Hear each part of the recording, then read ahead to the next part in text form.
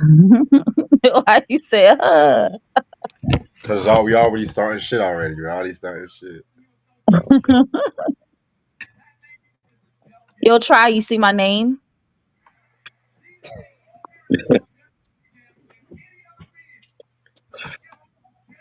Mm-mm. Try. What's up? Try. What's wrong with you? What's going on? Would you just wake up? No, I was trying to get the link, and the link wasn't working for some reason.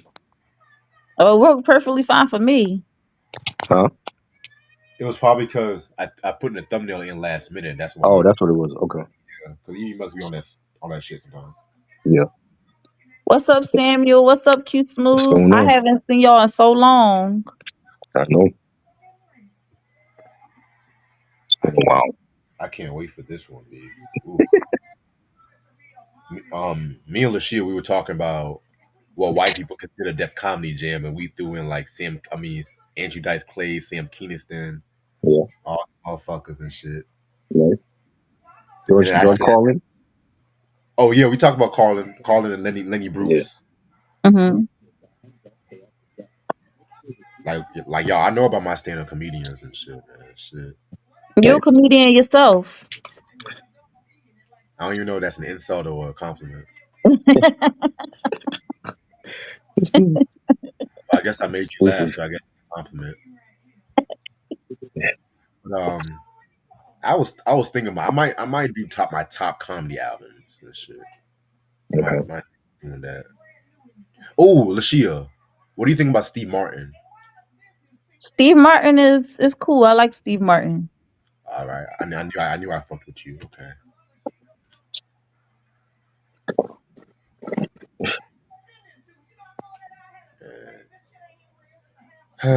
What's going on in the news? What's going on in the news? So Drake canceled the last remaining dates for his Australian tour. Why? And no one knows. I guess niggas can't want to do The want. real question is, who cares? Um,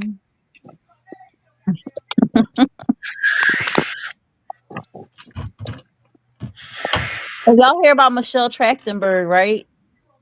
Yeah, I was going to talk about that too. Yeah. I didn't realize. Very, I didn't realize she very was. sad day in Nickelodeon, and my like my millennial heart is like hurting right now because like Michelle Trachtenberg was that girl, you know. Yeah, the Adventures of Pete and Pete. That's what she was on. Shit. Like Michelle Trachtenberg is like how Kyla Pratt and how Megan Good was. You know, like she was that tomboy, hung with the guys, got older, got hot, you know. Yep. But they said that she had like a liver transplant and I guess it didn't take well. Someone's So someone's getting a malpractice suit. no, cause no, I wouldn't say it's malpractice. I think sometimes your body just rejects an organ. Like you get a transplant, your body's gonna do everything because it's foreign, it's not yours. So your body's gonna do everything to try to reject that foreign object from your body. And I think now granted, she probably went home a little early. They should have kept her to monitor her.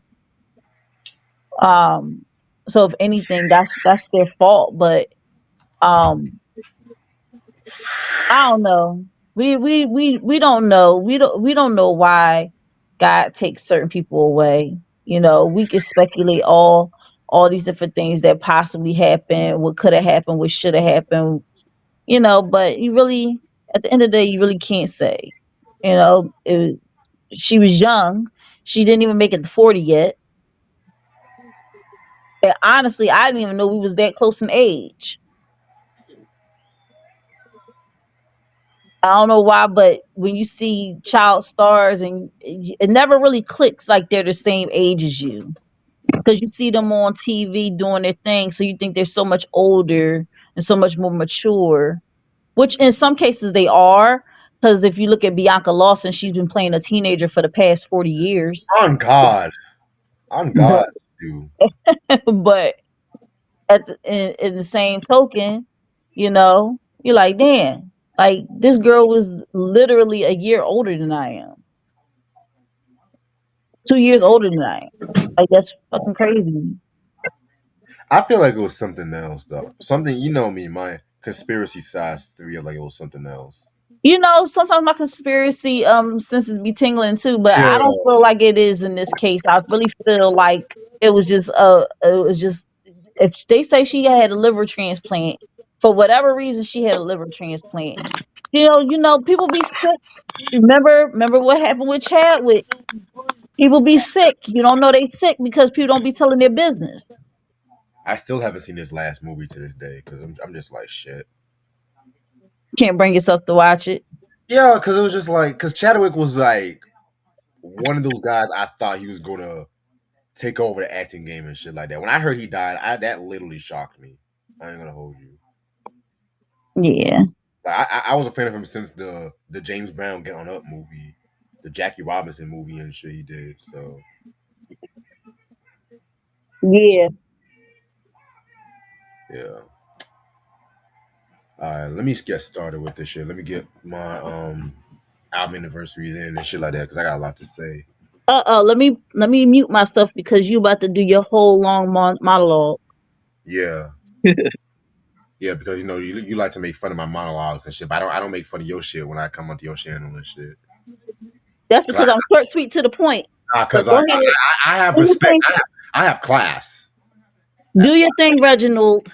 I have class. I will mute myself. All right. Greetings, everybody. How y'all doing? How y'all doing? How y'all doing? This is your boy Reg the building. Um, in my bottom, I got, not like that. I got my homeboy trying to build it. How you doing, Charles? Chilling. His bottom. His bottom. Nah, cause niggas be. Um, I had to clarify that shit for him. I was like, hold up, wait a minute. I don't know. Try yeah. like I ain't nobody's bottom. To my right, making her reintroduction, that we got my Philadelphia Eagle, Miss Lashia, in the building. How you doing, Lashia? Yeah. Yes. All right. Super Bowl champions. All right, suck it, try. Oh, All I had a right. dream it wasn't making it next year.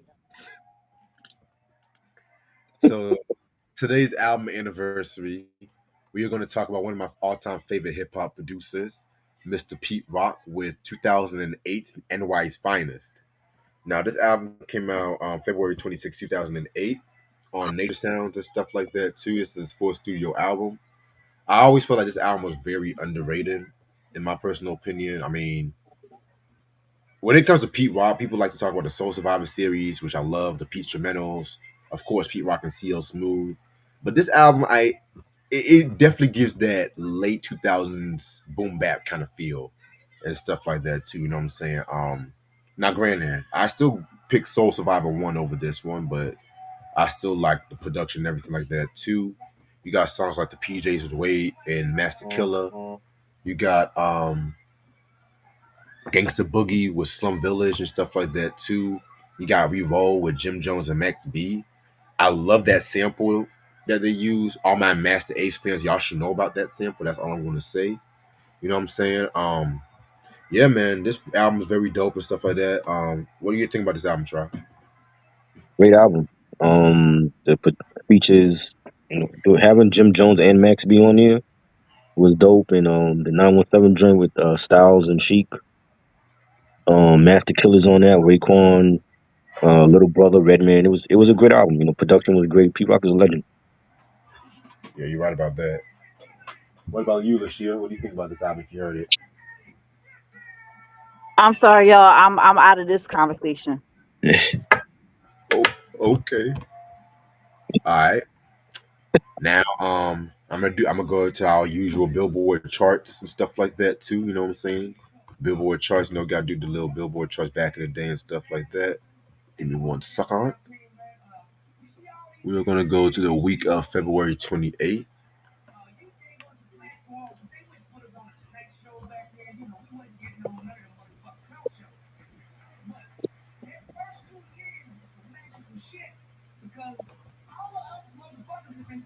My laptop can act right.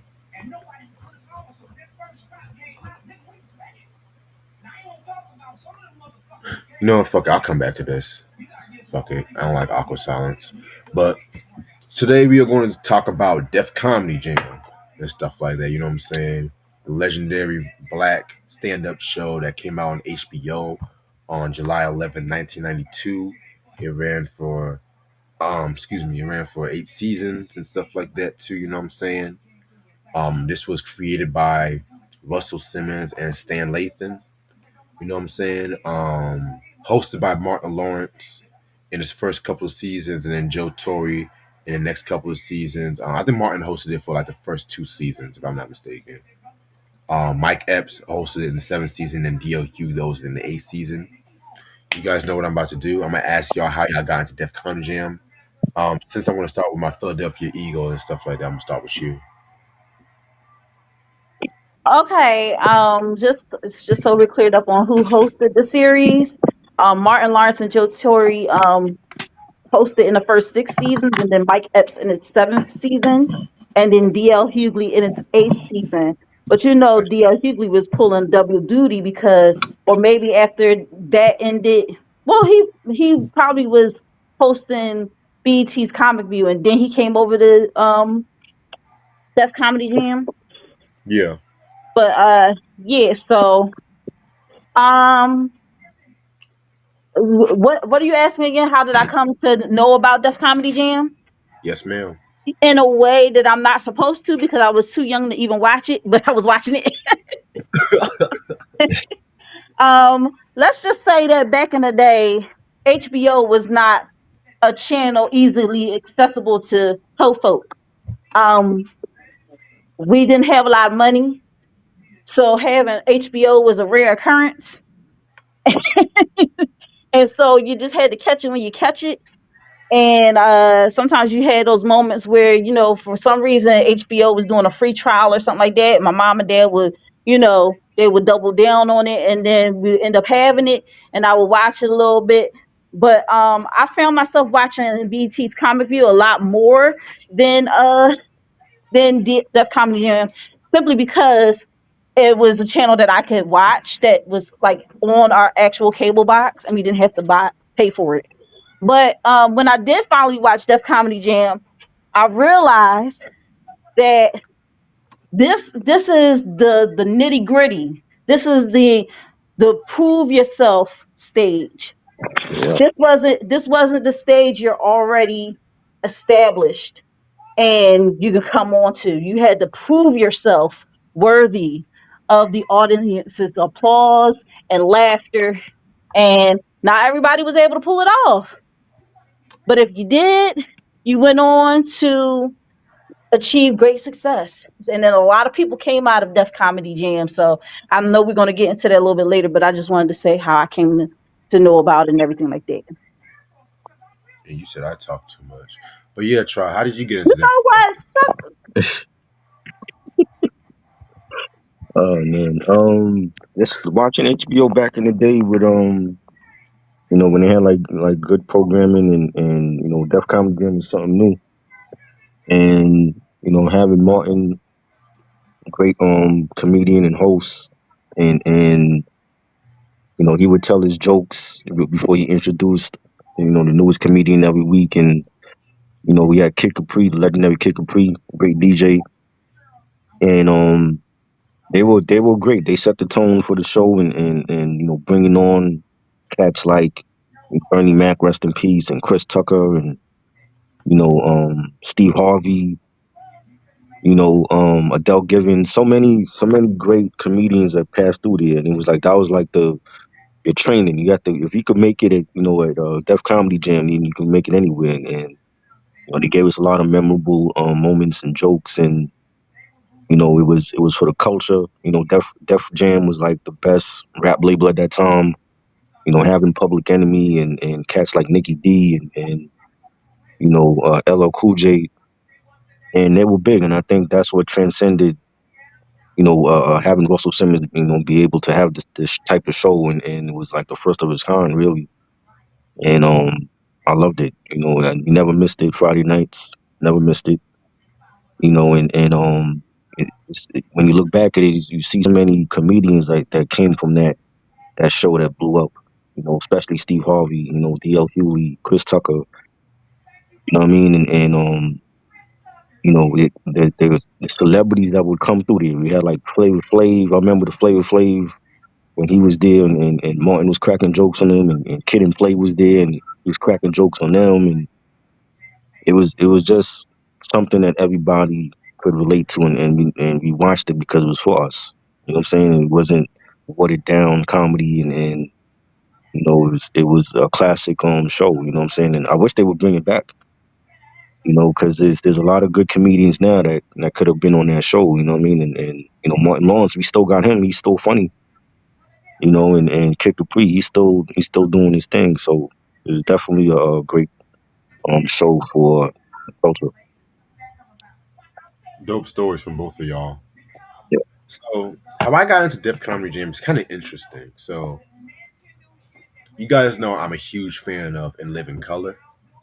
So I remember watching one episode in the fourth season, and this was a skit that I think Marlon Wayans written. It was them making fun of Def Comedy Jam, and the way how they were making fun of Def Comedy Jam was that they were making fun of the audience reactions, which I'm going to talk more about that when we talk about the show. And I just died laughing and everything like that too, because there was this one scene that always cracks me laughing was when they showed David Allen Greer, and he looks like he's just having like a crazy laughter, and then his body just blows up and shit. You know what I'm saying? Look it up on YouTube. Very funny, and that made me want to check out the show. So I checked out the show, and I was already aware of like the reputation and stuff because me watching shows like Bernie Mac show, Wayans Brothers, and stuff like that. They would always mention Def Comedy Jam, or certain comedians would come up there. So I always watched it, and as a lover of stand up comedy, I've always loved how you saw the raw comedians at the time, like Eddie Griffin and Chris Tucker. And then you saw the GOATs, like you had John Witherspoon do a set, Paul Mooney, and everything like that too, you know what I'm saying? And yeah, man, it's just like it was a very influential show. I feel like if it wasn't for Def Comedy Jam, there would not be a lot of shows that came out after, a lot of black movies. There would not be no Friday, no How to Be a Player, no Rush Hour. I mean, you guys get the whole fucking point and stuff. You know what I'm saying? So I'm glad we're doing something like this today, so we could touch on the cultural touchstone on this show. So that's pretty much how I got into Def Comedy Jam. So let's start. So before I really get into like the show's history, I want to talk about black stand-up comedians getting noticed on TV because black stand-up comedians in television have always been such a weird history. Like back in like the 60s and 70s, you had your people like Pryor, you had your people like Flip Wilson and Red Fox who appeared on TV, but you can tell that they cleaned up a lot of their material just to get mass appeal. But then when the 80s happened, of course you had the Johnny Carson, which that was like the testament where a lot of stand-up comedians like the Jerry Seinfelds, the Drew Carey's, the Jay Leno's, the Ellen DeGeneres, the Roseanne Barrs, they got their breakthrough through there. Also, he had a few black comedians like Keenan Ivory Wayans came on there a few times. Um, Eddie Murphy, the best stand-up performance next to Freddie Prince, in my personal opinion, he appeared there and stuff. I don't think he sat with Carson though. I don't think so, but that's another story for a different day. I could be wrong.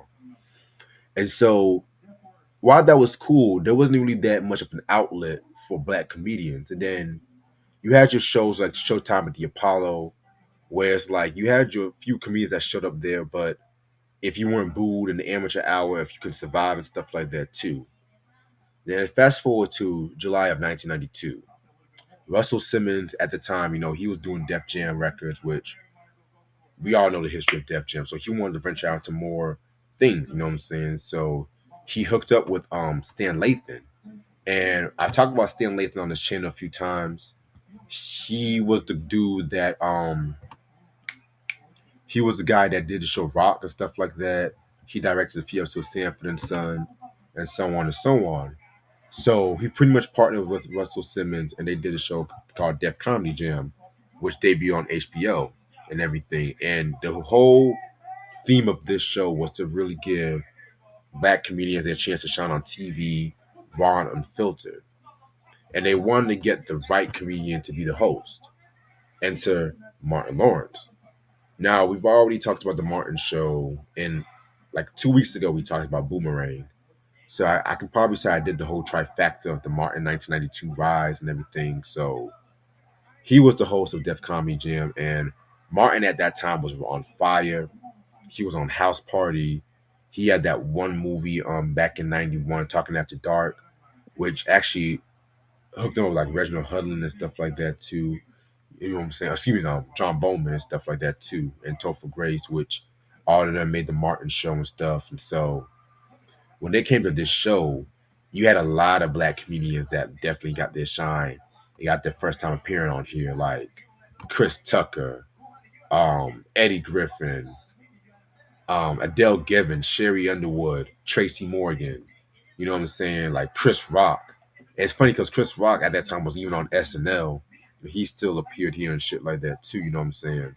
So pretty much the show was pretty much shot at the it was pretty much on Harlem, the comedy act theater and stuff like that too, and everything like that. You know what I'm saying? And the show definitely got a lot of praise. It was pretty much like an underground show, because the way how this show was, it was pretty influential when it came to like the hip hop crowd, because the same way how hip hop was viewed as this rebellious kind of language by the mainstream and the conservatives and stuff like that. Def Comedy Jam was seen the same way too. And it wasn't just a lot of white conservatives that complained about this show too. There was a lot of black people that complained, and Bill Cosby was one of the few ones and stuff like that too. Because I've talked about Bill Cosby, how his thoughts on the Martin show and everything like that too, and he felt like this show pretty much viewed black people in the same light as Birth of a Nation, and even someone like the Def Comedy Jam crew. Some of them were looking at some of the comedians like, okay, like so some of them were a bit too raw and unfiltered, and you had like some of the audience members too that you were doing good when audience members just jump out to see rolling on the floor and stuff like that. Like one of my all-time favorite performances was this cat named Charlie Barnett. Rest in peace to him. If you guys know about him, he had this one set where he was imitating a woman masturbating and shit like that on the stage and stuff like that. And the whole crowd went crazy. And then at the end, he made it seem like he got like a water bottle. And he made it seem like he was pretty much skeeting on the crowd. And niggas was almost getting pissed out and shit like that. I know you probably seen that shit. I know you probably seen that shit, Wow. right? But I don't even remember that one though. There yeah, was if so you go, many. I remember certain ones, but not everything. yeah, like if you go on YouTube, type crazy comedian goes crazy on stage. I wish they would actually gave him his real name though, but that's besides the point.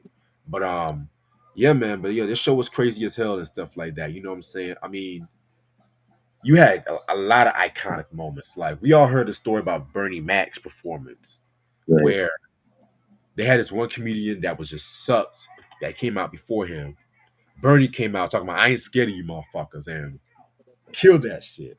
In my opinion, And he made it like his calling card. Like he would right, that's how people remembered him. He would come up on stage and say that. right. Hell, we wouldn't even have Kings of Comedy without Def Comedy. Let's keep it Right. real. Right. Let's keep it real and shit. Yeah.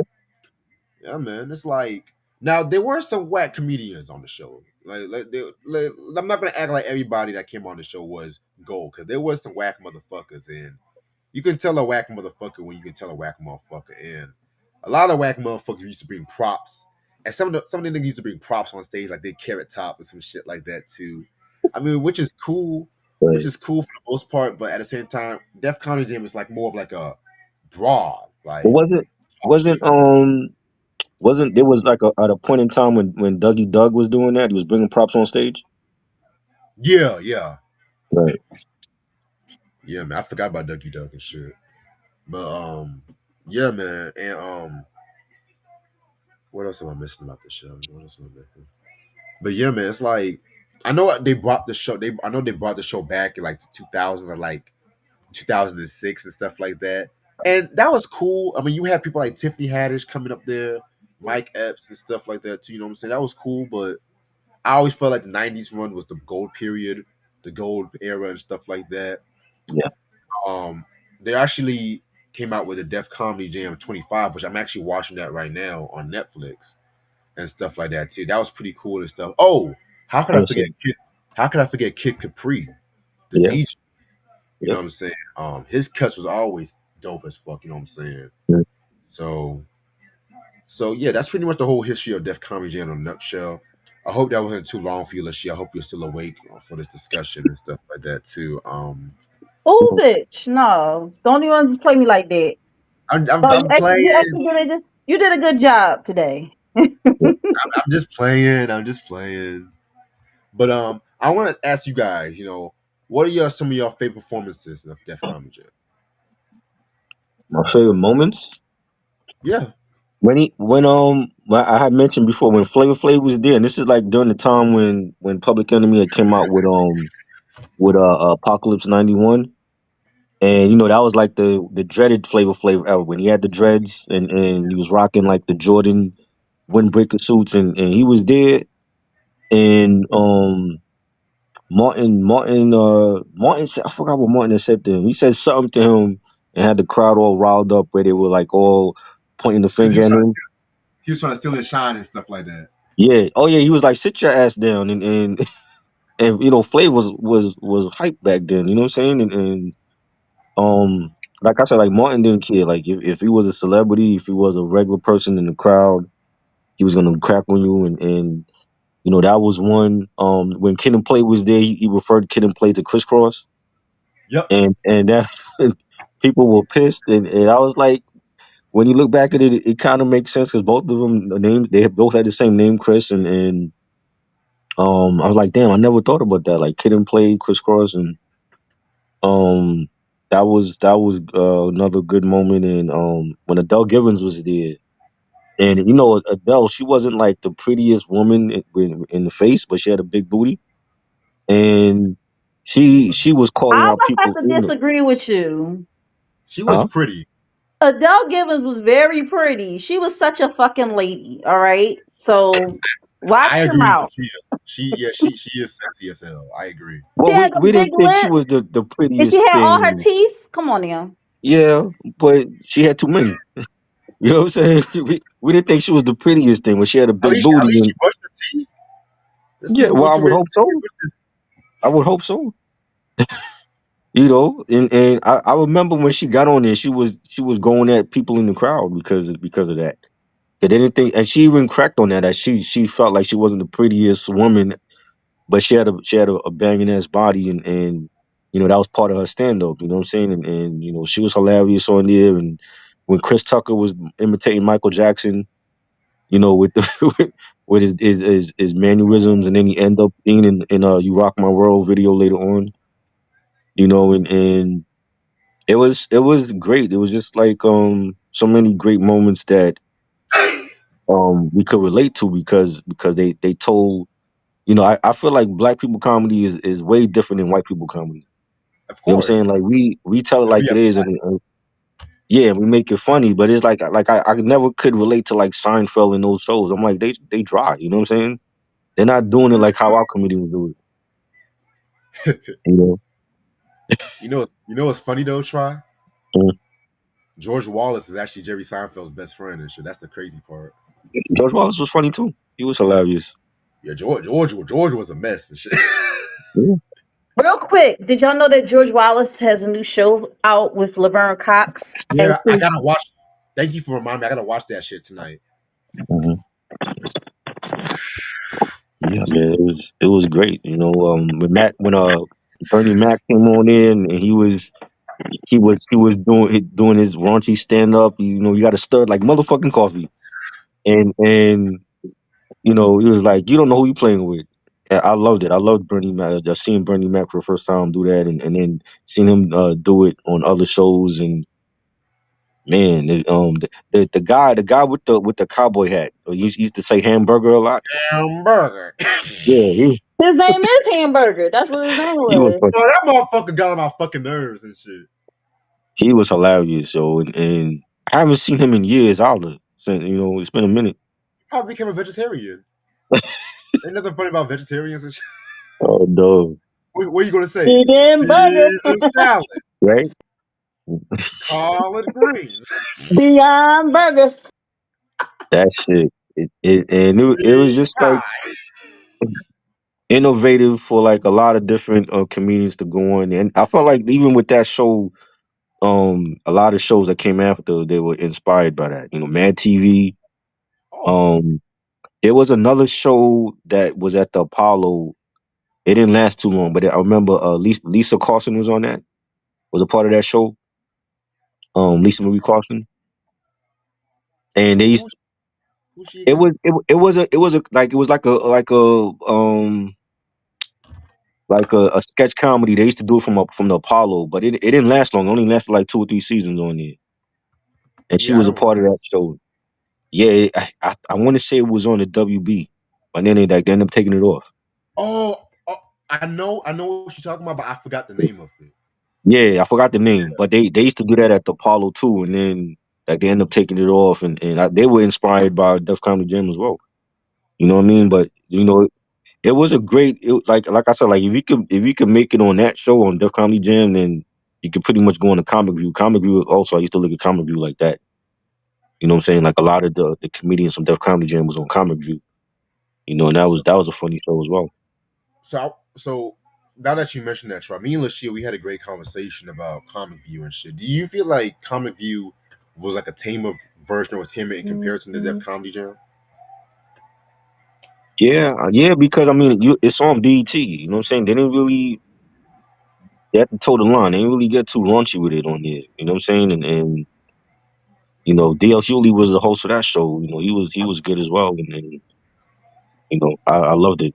You know what I'm saying? But Def Comedy Jam was like it was on the right channel. It was on HBO. HBO ain't had no really didn't have no restrictions, and they could get away with whatever. And I said Right. the exact same thing. We on the same wavelength. Yeah, Man, because I felt like there was more whacker comedians on Comic View, and they were funnier because of sound effects sometimes. Because when a motherfucker or whack and the stage director be like, "Oh, just put some Police Academy sound effects just to make them laugh and shit." right. Also, it was a mixed crowd on BET's Comic View. You had Yeah, a little bit more, of a mixed audience. So, like Ray said, what's up, Ray? Ray said, well, comedy is subjective. What's funny to some people might not be funny to everyone else. And that's very true. What might be funny to, black people might not be funny to white people. What might be funny to white people might not be funny to black people. You know, um, and that's just the way it is. Sometimes it's racially motivated, and sometimes it's just the way that the comedian presents themselves. It, you know, Carrot Top did not get famous because of us. All right, Right. you know. So however, some white comedians they did get famous with perform with us, like what's that motherfucker that roast motherfucker Michael Jeff Ross and shit. He used to be all up in the Shaq comedy specials and shit. Mhm. mm. He's funny. Oh yeah, oh a white He's comedian we both hilarious. find funny. Wow, Yeah. Well, I used to like when they would invite him to the roast and he would roast the shit out of them. He didn't care who it was. he killed Bo. He killed hella He nigga. was I used to miss them Comedy Central roasts. Oh my yeah. god, He was hilarious. damn, yo, I still think the no, best roast, yeah, I remember the Patrice best roast O'Neal. of all time was the Flavor Flav roast. That's the best Yeah, one. that was great. I love Oh that yeah, one. that was classic. Have you seen the Pamela Anderson one? That was hilarious too. Mhm. Nah, the Oh, Chevy and the Chase Emmett one was Smith, good. the Emmett Smith one was funny too, but it was because of Jamie Foxx. Yeah, I'm Honestly. your yeah. conscience. Nah. Y'all remember when Richard Pryor had a show and he had a roast with like Tim Reed, Robin Williams, Marsha Warfield, Paul Mooney, and that roast right there is probably the best roast you're ever gonna see. It was that the HBO one where they do like the comic relief? It was like a charity one. This was when No? Richard Pryor had his like sketch show for like 4 episodes, and Uh, then the last episode he had a roast where you had Robin Williams, Marsha Warfield, Paul Mooney, Edie McClurg. yeah. Um, they all said some Harsh Shots, and then Richard Pryor came out and he killed everybody. Nah, I didn't see them. He said Tim Reed. He I said gotta Tim look Reed. that up. Yeah. Oh, he said Tim Reed used to play with himself. He called Marshall Warfield a gorilla. Oh, Oh wow. nigga. Let me tell you, the Richard Pryor show. That was. Y'all have to see that shit. That was 4 episodes. It was like, nah, we're gonna give this nigga 4 episodes. Marsha Derek, Warfield was the one that was on Night Court, right? yes, ma'am. And she's still alive. She's That's still the one. alive. I Yeah, thought yeah. she was dead too. I asked Reggie that. I thought she died. Nah, nigga. See that's why we gotta No, keep it. We it gotta was keep it the was it powers. was Okay. two security guards on Night Court. It was a woman that was on there before Marsha with Right. Warfield Selma. that passed away. Yes, it was Selma and Flo. Okay.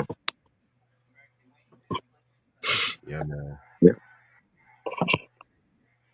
But yeah, man, it's like, see, I love a good white. I love white comedians too. I love Jerry Seinfeld. I like You like George Jerry Carlin. Seinfeld? Yeah, I'm a different breed. I'm a different breed and shit. You are. I was gonna say the same thing, trial. I Yep. love Andrew Dice Clay. You know what I'm He saying? was He's good. funny. He was good. Um, I love Steve Martin. Steve Martin was my nigga though. Too You know, goofy for me. nah, Too nigga. goofy. You gotta watch some of his early Right. stand up. Well, maybe it's the movies I didn't care for. His sketch comedy was different. So you don't like the jerk? Nah. Or Roxanne and all that. Nah. I just want What Pink the Panther. I was not a fan of Steve Martin's movies. The only movie I really liked from was the one with Queen Latifah. Bring it down the house. Yup, Yeah, Okay, classic. that that's one was what good. every black person loves that movie for I Steve like Martin. that one. Yeah. Nah, the jerk, man. You gotta watch the jerk. A white man It thinking he's black all his life and it shit. Come on. it sound like a jerk in that movie. um, yeah, man. But if I even like fucking Freddie Prince. What y'all know about Freddie Prince? I know of him. I ain't never seen his stuff though. Ah, he's what George Lopez wishes he could be. Oh God. But as far as Def Comedy Jam is concerned, um, Def Comedy Jam was definitely one of those. Like I said, you had to prove yourself, and Right. um, what's called Martin Lawrence was great at keeping the crowd going. I think he had a great chemistry with the audience. He was a great host for that show. Like he definitely set the pace. Like Try said, he would do a couple of his own jokes and then he would bring out the comedian. But he was a great host for this reason. Because he didn't try to outshine the talent that was about to come onto the stage. And he Right. didn't try to outshine it. Even if they bombed, he wouldn't come up there and I mean he probably throw a couple of chuckles up there, but he never made them feel terrible. Now, Jamie Foxx, he's another breed, but you know, Mhm. but excuse me, Martin, he did his job as a host. He kept the show moving and grooving. He interacted with Kid Capri, Right. who is now Adult Capri, so they need to just change his name. But he ain't no damn kid no more. What are you But supposed to call him? Capri? they'll call him Adult Capri. We still call Fat Joe Fat Joe. Right. He can't call him Slim Joe. He's That's the still Slim kind of Joe. he's still kind of fat though. He is. He's just not the fat guy off of Rocco's Modern Life. Pepper. He's not that fat guy. He's y'all remember that Yeah. episode when he went to go take the driver's test? It was like, make sure you don't get the fat guy. Yeah. But yeah, as far as Def Comedy Jam is concerned, there was a lot of comedians that came out of that show. Actually, the young man who was in Low Down Dirty Shame, he was in on Def Comedy Jam. The gay guy? Yep, he was on Def Comedy Jam. I never Uh, there was several Michael Collier. Um, who else? We already said Eddie Griffin. I mean, like it was a lot of memorable comedians that came out of that show. Hell, if like who knew Michael Jackson was really watching Def Comedy Jam like that? You get what I'm saying? To see Chris Tucker's stand up and then be like, and y'all got to remember this was back in the early '90s. There was no social media, Nope. so like for people to know about that and the word spread around like it has, and then somebody say like, Mike, you gotta see this guy is funny. Like it really made an impact. It really made an impact to the point where him and Michael Jackson was the best of friends. You know what I'm saying? Because he did it in a way that was, it was funny, but it didn't disrespect Michael. And I think that's another thing. Like, I think people got to the point where they were starting to kind of disrespect Michael and his legacy through comedy. And Chris didn't do that. So, Yeah, and that same shit that Chris Tucker was watching, Ice Cube saw that shit and casted him as Smokey for Friday. Mhm. yeah, I'm saying, man. These, these days, motherfuckers be on social media dressing up in drag, and next thing you know, they get a movie the next time. Mhm. Who's that? All these social media motherfuckers, they dress up in They drag. Next they thing, dressing in drag and getting a movie deal.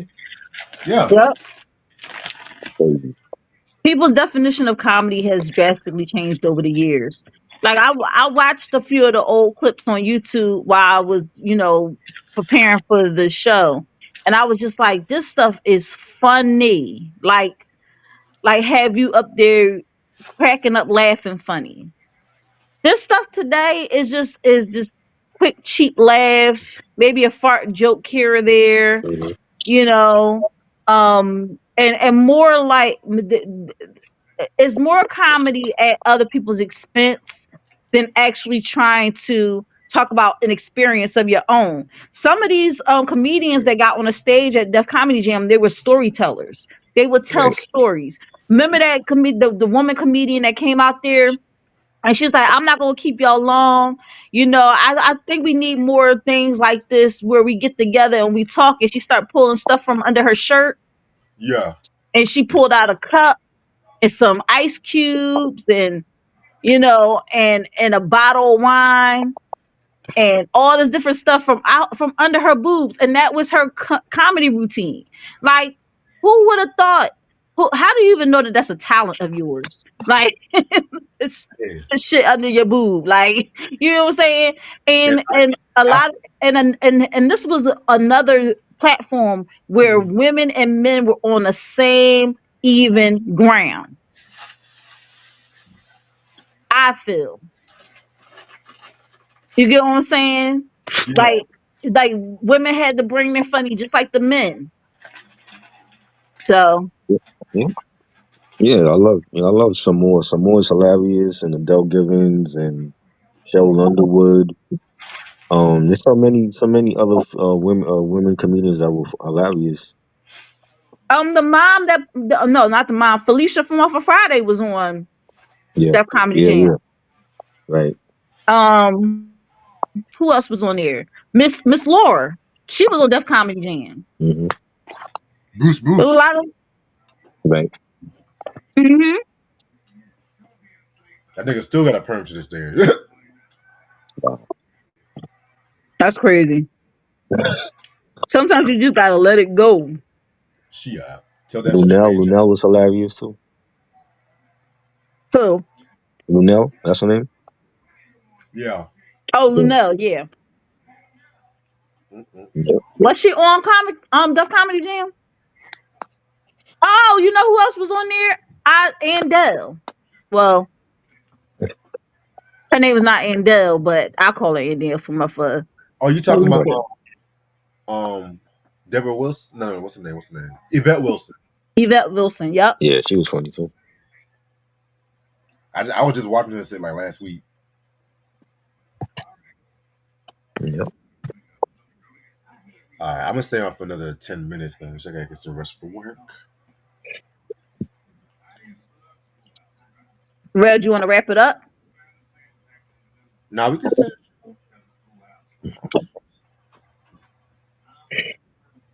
Yeah, unless y'all have any more to say.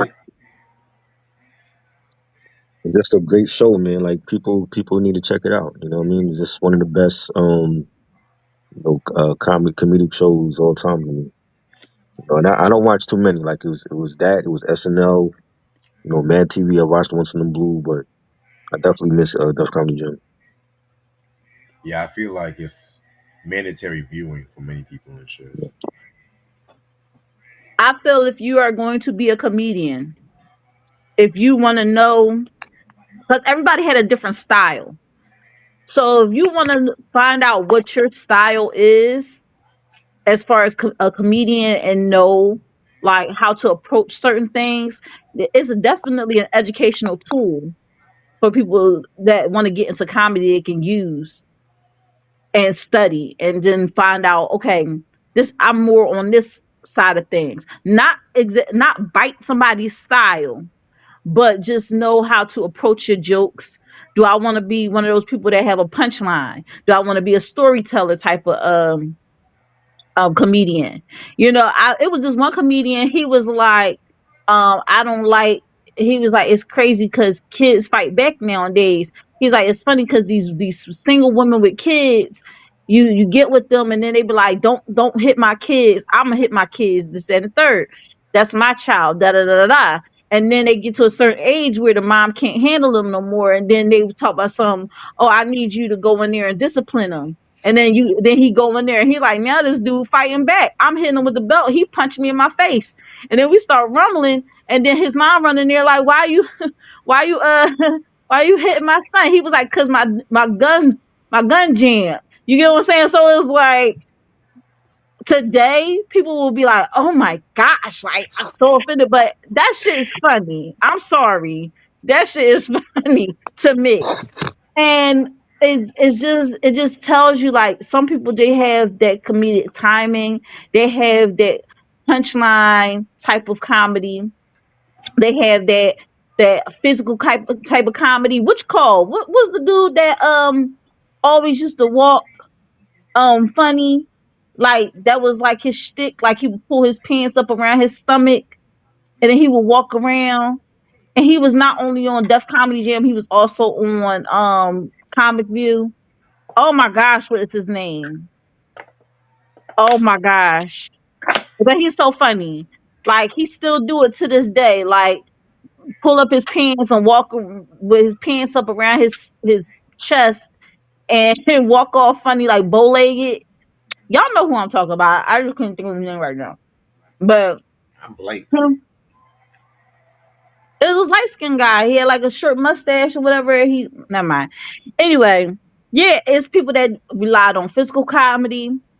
And when you was Reg, when you was talking about how they did a skit about Def Comedy Jam, I thought you was talking about Def Comedy Jam that Marlon did on Don't Be a Menace. Oh nah. Cause it's a whole part on there where they said he went on to host Def Comedy Jam, but it was like DEATH Comedy Jam. And people was like pulling out guns and shooting in the audience. And it was like, but they was laughing, but they was like shooting people in the audience. It was crazy. But he was like hopping over, stuff, and very physical. And then you got the people. It's different types of comedy styles. I'm just gonna say it like that. And Def Comedy Jam was definitely one of those um avenues that you could take to sharpen your skills. There's people that's been on there several times, not just once. Like Bernie Mac been on there twice or three times. Yeah. Just you can use it to test new material if you're like out and everything like that. And also, you got to realize at that time, not a lot of black comedians were getting stand up specials. Nah. So this was their way of having a stand up special without having an actual stand up special. It was more like you just had to stand out. And once you stood out, now it made room for you to do other things. So yeah, I really like Def Comedy Jam, and I think it should come back. But if it did, who you think would be a good host? Now, when they tried to bring it back before, they tried to make Tony Rock the host. I don't know. Who do y'all Kevin Hart. think? You gotta have Yeah, Kevin Hart on there. Nah,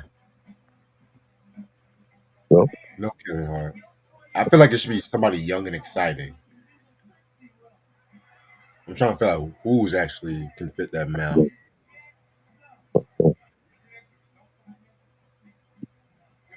What about what's his name? Keenan. Who? Keenan from SNL. no, Keenan. No? No, absolutely not. Absolutely not. I agree. What about Gerard Carmichael? Gerard Carmichael. The name Who the hell is sounds that? familiar. Who the fuck is that? You know the skinny black comedian, skinny black He's comedian. a skinny black comedian? Oh that narrows it down. I mean, he had that show, the Carmichael Show, with David Alighieri, Loretta Devine. I don't think I Nah, watched that. Oh man, nah. Um, maybe it could be somebody that. Little Rel. What about Little Rel? that can be a Okay, good. That can be Lil good. Rel. I can see Lil Rel doing it. Yeah. Yeah. Yeah, because a lot of black comedians, I'm sorry, most of them don't really have that raw energy Yeah. today. Like Everyone is like Donald Glover tried stand up too, but he wasn't. I don't think he was great though at it. he's more like that observational humor, like we talked about and Yeah, shit. yeah. Yeah, yeah. Lil Rel would do good in that role. I think he would make an awesome host. I think he would make an awesome host. Yes, Now he he can't. would. Now he can't He tell would. jokes in between, but he He'd be can make an funny. awesome host, like to just bring people out. Right. Definitely not Trevor Noah. No. Trevor Noah, Nah, mm-mm, the Weekend Twins. absolutely not. No, hell no. But it should be somebody like young, exciting, raw in your Yeah, face yeah. that can actually handle the crowd and shit. Right. Oh, Mhm. what about bull that Oh my gosh, what is his name? What The is nigga bull name? that used to remember the guy that did he was with Chris Brown and he was like doing the notes and Chris Brown was like, "What note is that? Like find your note." Like because he wasn't even singing it right. Him. I don't know what you're talking about. Oh my gosh. And I'm saying that with respect. I like Tiffany Haddish too. I think Tiffany Haddish should be a good host. Nah, nah. No, Kiki Palmer. Mm-mm. Kiki Palmer, yes. But Tiffany Haddish, I never liked her comedy. Now, she's been weird as hell lately. That's common talk. I think Kiki would do great as a host, just hosting anything. She just Fact. has a lot of energy. Like she's really, you know. Hell, put me up there. Let me be a host. Oh God. And then the great thing about Kiki, like she's a great blend of like she's eye candy, she's beautiful. You know, she come out there dressed up, looking beautiful. Oh snap! Well, What? how would y'all feel about this, Monique? Yes. Yeah, Monique would be funny. Yeah, Monique hosting Def Comedy Jam. That would be iconic. I don't think they even yeah. had a woman hosting Def Comedy Jam, so that would be groundbreaking. Her or some Right. more.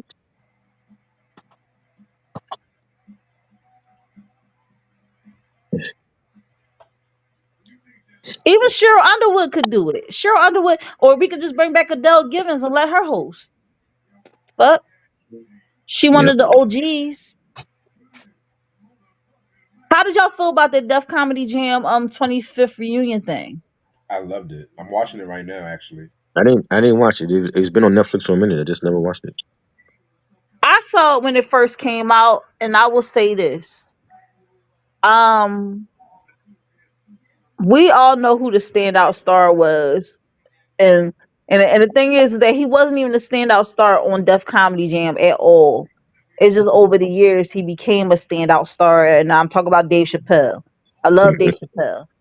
He was definitely the standout star on the 25th reunion. Yeah. because it wasn't Steve Harvey, it wasn't none of the other people. And uh, honestly, if Bernie Mac was still alive, he would have really stole the show. Yeah. Yeah. You know, I think they did do a tribute to him, and the guy, like a lot of people that they've lost, they did like a in memorandum Right. thing. I think Ronaldo Ray was in it, and it was a lot of people that they did it like a little tribute to. And Mark Curry, if you look carefully, which was pointed out later on, like when all that controversy happened with Cat Williams and talking about Mark Curry and how Steve Harvey stole his show and this, that, and the Mhm. third. If you look closely at a part towards the end when all the comedians are standing on stage, it's like a little something happening. Like Dave Chappelle is talking, but if you look in the back, there's a altercation that's happening between Mark Curry and Steve Harvey. If Oh, you I look gotta watch. closely. I gotta peep that shit. Yeah, it's like it's at the end when all the comedians are standing on stage, and it's like when it's panned out, you can see like it's starting, like the altercation is starting, but then I think they do a close up of Dave Chappelle, and then when they pan out again, you can see that Steve Harvey and Mark Curry are not back there anymore. Can we just say that Mark Curry is one of the most underrated comedians ever? He really is. He really is. Because like I always felt like his energy on stage was like something that was one of a kind and shit. I Like don't know hell, what that was. I'm sorry. Ray Sean, I don't know what you talking about, bro. You said Trevor Noah has a face you can easily punch. oh yeah, What? I agree. What does that Oh, mean? I Let me think find out. y'all. Y'all just be looking at niggas like yo. I could punch him. Trevor Noah is when he was post cut and everything like that, I think he appealed more than how he looked now. Mhm. But honestly, I think he never changed. Like the words he said never changed. I think that people just are taking more attention to him now because of the fact that he looked like he homeless every time you see him. He's So a good Grammy host. I'm watching that clip right now, Lucia. I see what you're talking about now.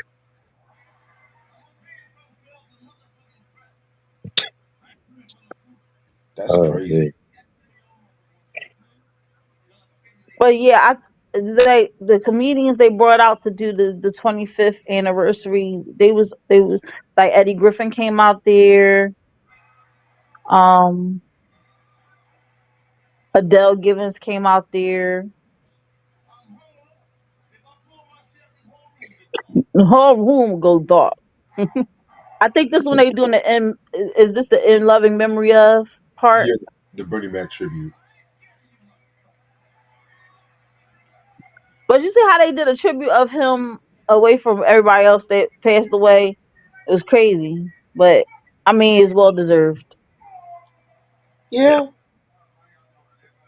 Yeah, the Grammys do it too with many artists and shit. Like I remember when Whitney Houston died, they gave everyone their own tributes. And then when Whitney Houston, they had Jennifer Hudson trying to sing her song and shit.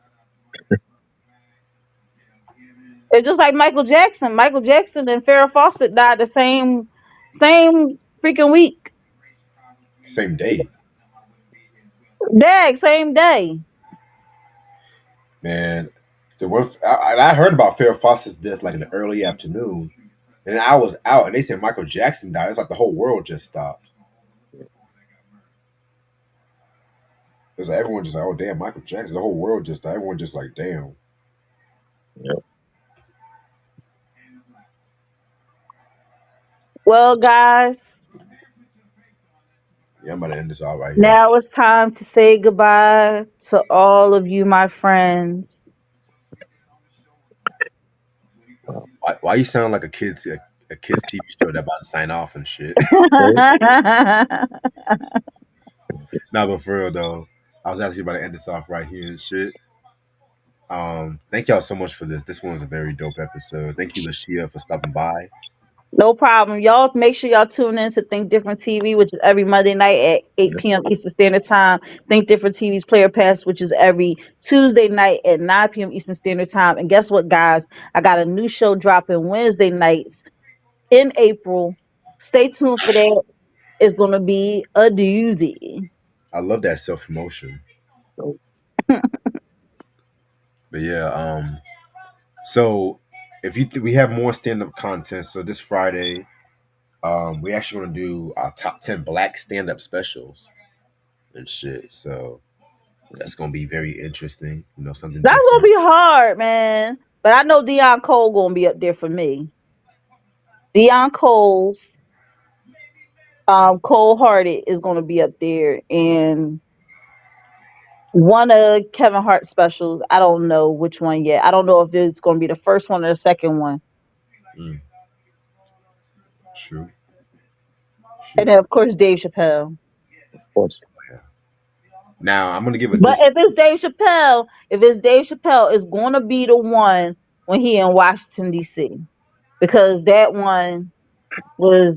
I think that was the one where he was talking about Sesame Street and talk about Bill Clinton and everything like that, and Yeah. Monica Lewinsky and all that. Yeah. All right. Try, what is that?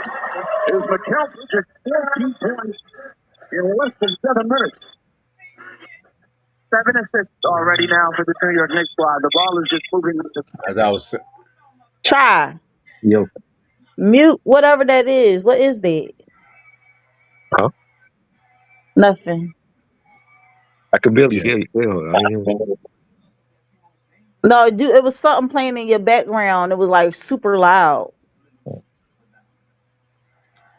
Yes. Anyway, so that's gonna be Friday and shit like that, and then Saturday we're gonna do Kim's Made in America album that came out in like '95 and stuff like that. So stay tuned on that shit. Um, yeah, man. I ain't gonna talk about no fucking Oscars and shit like that Sunday, so y'all can kiss my ass with that. But yeah, anything I want to say before we head out? Go birds. The eagle has spoken. All right. Well, other than that, hope y'all have a good night. I will see y'all motherfuckers later. Peace. All right. Peace. Bye.